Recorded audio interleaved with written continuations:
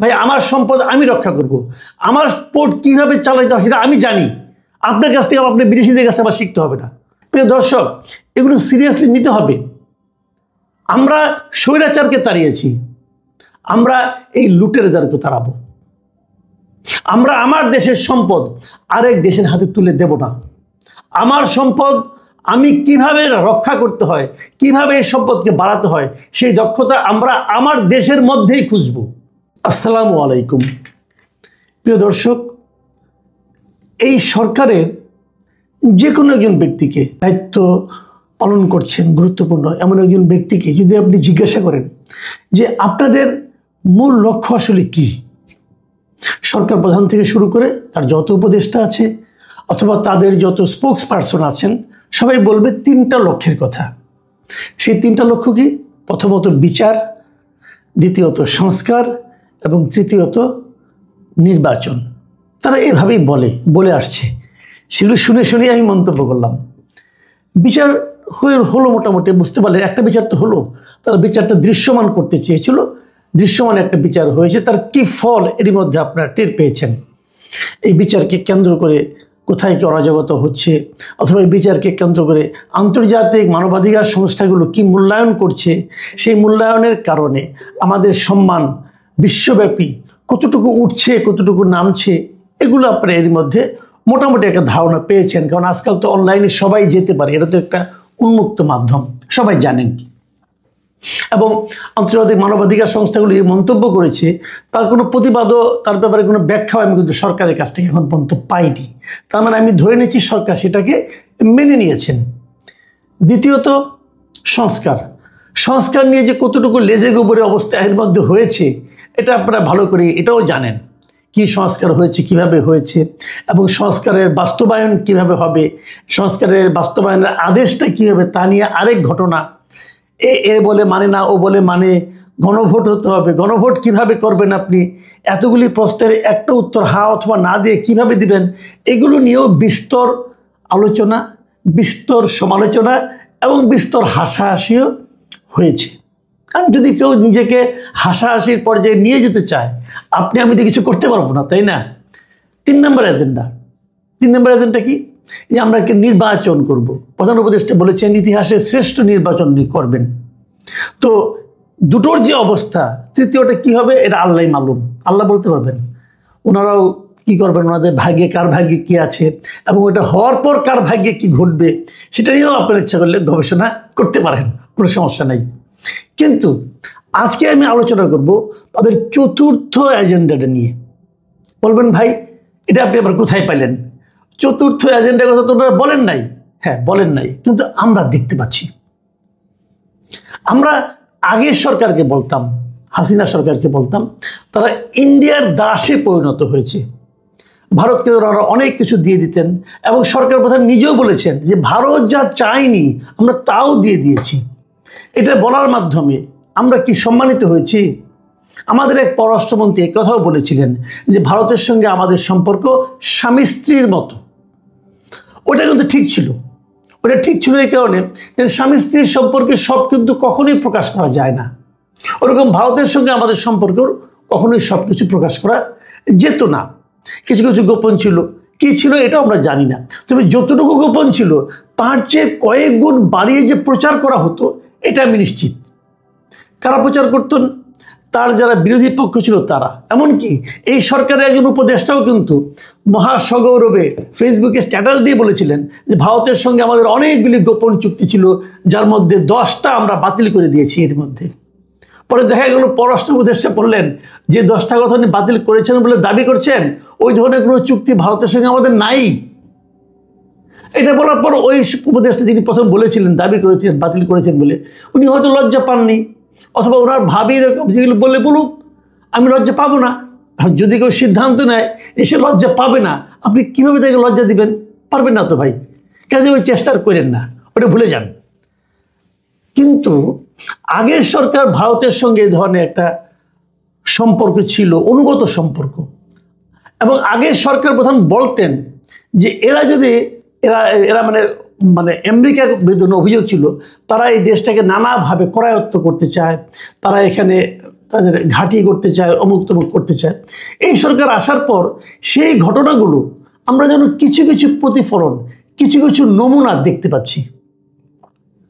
সেগুলো নিয়ে আলোচনা করা হয়।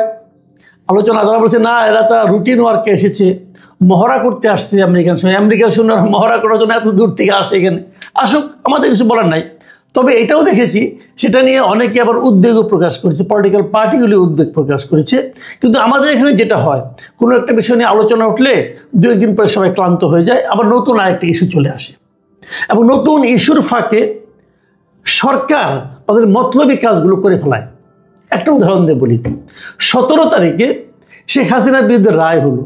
সেই রায় উপলক্ষে সারা দেশে ব্যাপক আইন শৃঙ্খলা বাহিনীকে রাস্তায় নামানো হলো। ঠিক সেই একই দিনে এই সরকার দুটো চুক্তি করেছে বিদেশি দুটো প্রতিষ্ঠানের সঙ্গে। আমাদের দুটো প্রতিষ্ঠানকে, দুটো টার্মিনালকে, দুটো বন্দরকে, লালদিয়া ও পানগাঁও বন্দর, এই দুটো বন্দরের দায়িত্বে বিদেশি প্রতিষ্ঠানকে তারা নিয়োগ করেছে। মানে বিদেশি প্রতিষ্ঠানকে এগুলিকে দায়িত্ব দিয়ে দেওয়া হয়েছে।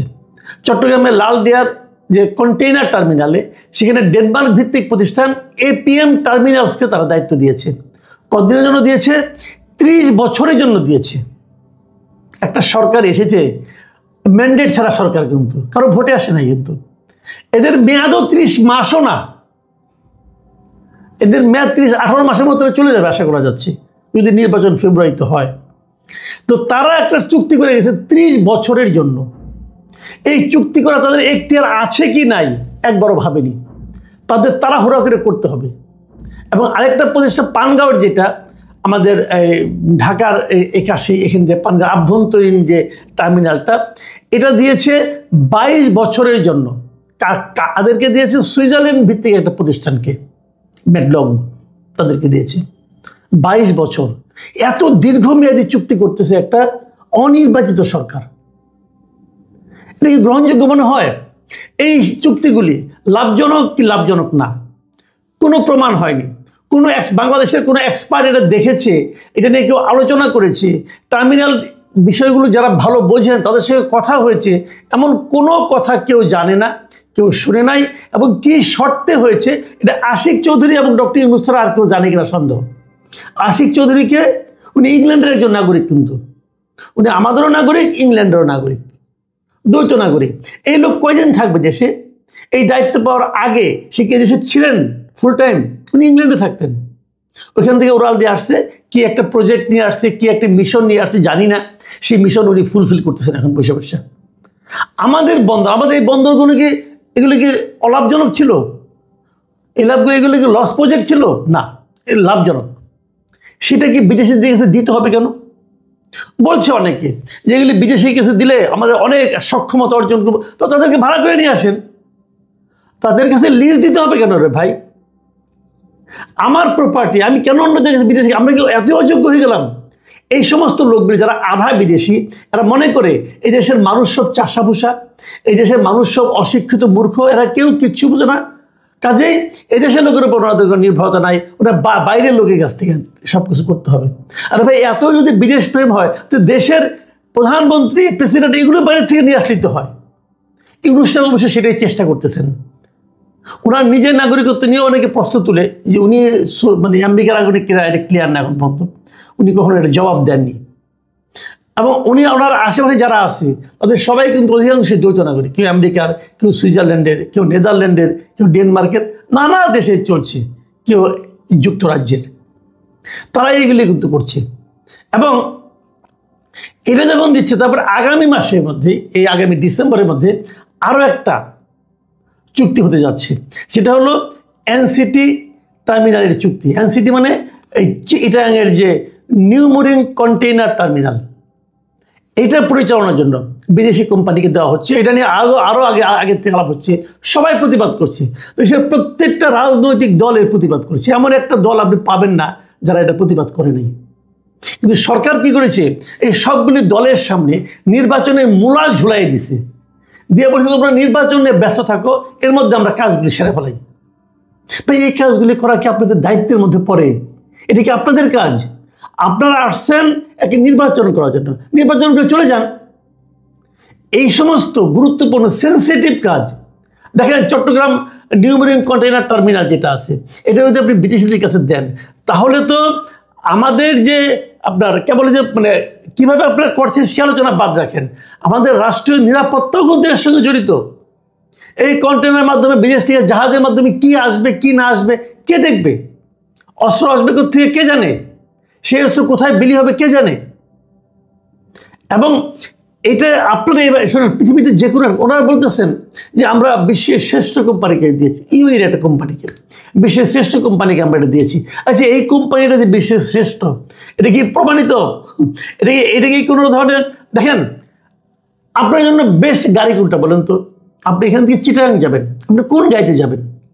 আপনি বলেন একজন কাছে, ভাই আমাদের শ্রেষ্ঠ গাড়ি আছে, আপনি রোলস রয়েসে যান, আপনি যেতে পারবেন। ওটা যে তেলের খরচ, এটা দিতে যেতে আপনি ফতুর হয়ে যাবেন। আমাদের দেখতে হবে যাচ্ছেটা কেন। যদি আমরা প্রতিদিন যদি আমরা যাওয়া আসা করতে হয়, আমাদের প্রতি সপ্তাহে যাওয়া আসা করতে হয়, তাহলে তোমার রোলস রয়েসে পোষাবেন আর ভাই, আমাকে তখন বাসে যেতে হবে, এবং বাসে তো দেশে হাজার হাজার লোক যাচ্ছে প্রতিদিন। তো যেটা আমার জন্য লাক্সই সেটাই আমাকে করতে হবে। তো বিদেশি কোম্পানিকে আমি দিচ্ছি, তার বিনিময়ে আমি কী পাচ্ছি? তারাও তো বেশি টাকা ব্যবসা করবে, কিন্তু সেই ব্যবসা তারা কি কিছু নিয়ে যাবে না? তারা নেওয়ার পর আমাদের কি থাকবে? আর তারও চেয়ে বড় কথা, সরকারি যে কোনো প্রকিউরমেন্ট, যে কোনো কাজ করার সময় একটা ইন্টারন্যাশনাল টেন্ডার হয়। আপনারা কি কোনো টেন্ডার করেছেন? করেননি তো। আপনার মনে হয়েছে এটা ভালো, অত দিয়ে দিলেন। এটা কি মগের মূল্য নাকি রে ভাই? নাকি এটা আপনার বাবার সম্পত্তি আপনি দিয়ে দিলেন? এটা দেশের জনগণের সম্পত্তি, জনগণের প্রপার্টি আপনি কিভাবে দেন? আপনি তো জনগণের কেউ না। আপনি তো এই দেশকে অনেকটা তালাক দিয়ে আরেক দেশের নাগরিকত্ব নিছেন রে ভাই। বলেন আপনি অন্য দেশের নাগরিকত্ব কেন নিছেন বলেন? তার মানে আপনি মনে করেছেন এই বাংলাদেশটা আপনার বসবাসের যোগ্য না, এই জন্য আপনি দেশের নাগরিকত্ব নিছেন। আমি অনেক লোককে চিনি, আমার আপন এক বোন আছে, আমি বলি আপনাকে, আমার আপন এক বোন আছে, সে ইটালিতে থাকে আজকে প্রায় ধরেন 26 বছর। সে ইটালিতে আজকে 26 বছর ধরে থাকে, 26 বছর বেশি সময় ধরে থাকে। সে এখনো বাংলাদেশের পাসপোর্টটা ওখানে সারেন্ডার করেনি, সে ইটালি নাগরিকত্ব নেয়নি, এবং সে বলে তার এই সবুজ পাসপোর্ট তার জন্য গর্বের ব্যাপার। সে ওখানে আছে না, আছে, তার ওয়ার্ক পারমিট আছে, সে ওখানে আসে, কাজ করে, তার প্রপার্টি আছে ওখানে, সবই আছে। কাজে নাগরিকত্ব নেওয়া তো কোনো ম্যান্ডেটরি ব্যাপার না। আপনি তো শখ করে নিছেন। আমার ওই বন্ধু ওখানে থাকতে চায় না, সে বলে আমি 100 বাংলাদেশে চলে আসবো, এখানে আসছি উপার্জন করার জন্য। তো বিষয়টা কি? আপনার মতলবটা হলো আপনি মনে করেন আপনি দেশটাকে আপনার যোগ্য না। যে দেশ আপনার যোগ্য না, সে দেশে প্রপার্টি এরকম অন্য দেশকে দেওয়ার এখতিয়ারই তো আপনার নাই। আপনি ইলেক্টেড লোক, ইলেকশন করে আসেন না দেখি। এই যত উপদেষ্টা আছে, যত দ্বৈত নাগরিক আছে, আমাদের দেশের কোনো একটা ইউনিয়নে যায় না, মেম্বার পদে পাশ করে আসুক দেখি কিরকম পারে। এরা দেশের ভাগ্য নিয়ন্ত্রণ হয়ে গেছেন, আমাদের সম্পদ বিদেশের কাছে দিয়ে দিচ্ছেন, দেশটাকে অন্য দেশের গোলামে পরিণত করছেন। আগে যারা ছিল তারা এই দেশের সম্পদ লুটপাট করে বাইরে নিয়ে যেত চোরাই পথে। এখন চোরাই পথে নিতে হবে না, এখন দেশটাকে বিদেশের কাছে দেওয়া হচ্ছে, তোমরা লুটপাট করো। এই চতুর্থ এজেন্ডা আপনাদের পূরণ করতে দেওয়া হবে না ভাই। আপনি যেই হন না কেন, আপনি যত পুরস্কারই বিজয় করেন, দেওয়া হবে না। এই দেশের মানুষ এটা দিবে না করতে। ভাই আমার সম্পদ আমি রক্ষা করব, আমার পোর্ট কীভাবে চালাইতে হয় সেটা আমি জানি। আপনার কাছ থেকে আপনি বিদেশিদের কাছ থেকে আমার শিখতে হবে না। হঠাৎ করে থেকে আমদানি লাভ দিয়ে আমদানি হয়ে বলতেছেন যে এটা করতে হবে, এটা করতে হবে। এই ম্যান্ডেট আপনাকে কে দিয়েছে? প্রিয় দর্শক, এগুলো সিরিয়াসলি নিতে হবে। আমরা স্বৈরাচারকে তাড়িয়েছি, আমরা এই লুটেরাদেরকে তাড়াবো। আমরা আমার দেশের সম্পদ আরেক দেশের হাতে তুলে দেব না। আমার সম্পদ আমি কিভাবে রক্ষা করতে হয়, কিভাবে এই সম্পদকে বাড়াতে হয়, সেই দক্ষতা আমরা আমার দেশের মধ্যেই খুঁজব। যদি আমরা না পারি বাইরে থেকে লোক আনতে হয়, তাহলে একটা উন্মুক্ত প্রতিযোগিতার মাধ্যমে আনবো। যাকে আনলে আমার দেশের স্বার্থ রক্ষা হবে তাকে আনবো। সেটা নির্বাচন করব আমরা, আপনাদের মতো 2-1 লোক না। প্রিয় দর্শক, সুখের কথা হলো যে এই চিটাগাং পোর্টটা নিয়ে, এই নিউ মেরিন কন্টেনার টার্মিনাল নিয়ে অলরেডি উচ্চ আদালতে একটা রিট হয়েছে। রিটের আজকে শুনানিও হয়েছে, কালকেও শুনানি হবে। সেই শুনানিতে কী হয় আমরা দেখার অপেক্ষায় থাকলাম। আদালত অবশ্য বলেছে, এবং অ্যাটর্নি জেনারেলও বলেছে, এই রায় হওয়ার আগ পর্যন্ত এই ব্যাপারে কোনো অগ্রসর হবে না কেউ। আমরা সে অপেক্ষায় থাকবো। আমরা একটা ভালো ফল আশা করব। আমরা আশা করব আমাদের এই দেশপ্রেমিক আদালত দেশের পক্ষে রায় দিবেন।